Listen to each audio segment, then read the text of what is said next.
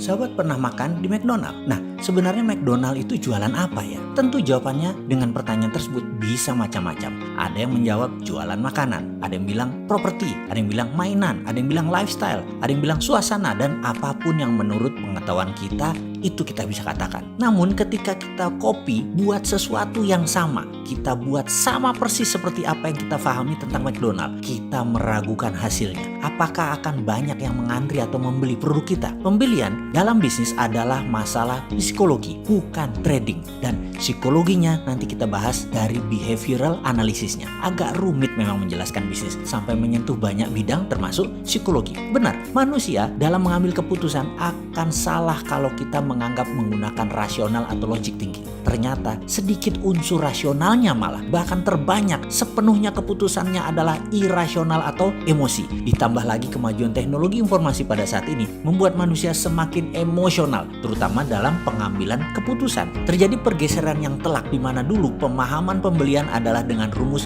munculnya kebutuhan atau need recognition, diikuti dengan pencarian informasi atau informational search, diikuti dengan evaluasi alternatif produk yang akan kita beli atau evaluation of alternative, kemudian melakukan pembelian dan penggunaan atau purchasing and consumption. Oke, sekarang kenyataan terbanyak pada saat Anda jalan ke mall, ke Senayan City misalnya, di mana niatnya mau membeli celana jeans dan minyak wangi. Ternyata proses belanja itu tidak semulus logika kita sewaktu berangkat di awalnya. Seberapa sering ternyata Anda pulang tidak jadi beli celana jeans, malah beli baju atasan. Tidak jadi beli parfum, malah beli handphone terbaru. Di mana rasionalnya? Benar nggak perkataan ini? Apakah ini pengalaman kita semua atau hanya saya? Kembali ke McDonald. Apakah McDonald laku keras karena lokasinya? Atau laku karena Big Mac-nya, karena McNugget-nya, karena McChicken-nya? Kalau secara rasa, semua produk McDonald biasa saja menurut saya.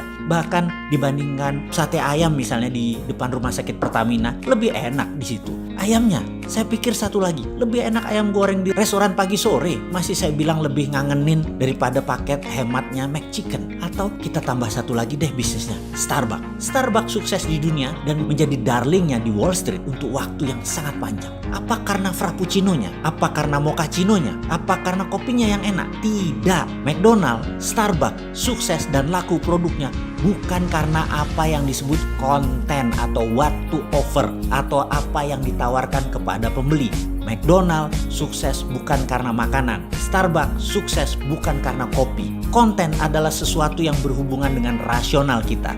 Misalnya kita membeli sepatu, kita ingin sepatu tersebut kuat, bagus dan tahan lama. Kita ingin membeli makanan, maka makanan tersebut harus enak, harus murah, mengenyangkan apa tidak porsinya, atau bahkan makanan tersebut sehat atau tidak. Semua itu berhubungan dengan rasional. Itu adalah konten. Sementara konteks itu berkaitan dengan emosi. Kalau kita bicara emosi, cenderung tidak rasional. Fanatisme misalnya ini karena emosi, bukan karena pemikiran rasional. Coba kita lihat apa hubungannya wanita cantik di samping mobil mewah. Apa hubungannya koboi dengan rokok Marlboro? Apa hubungannya kecantikan dengan body shop yang mengatakan against animal testing? Sekilas memang tidak nyambung, tapi itulah konteks, itulah emosi. Sekali lagi, McDonald bukan melulu karena makanannya. Starbucks, Subway, Chipotle, sekali lagi bukan karena makanannya atau minumannya. Merek-merek besar tersebut menjadi besar sejak day one karena konsep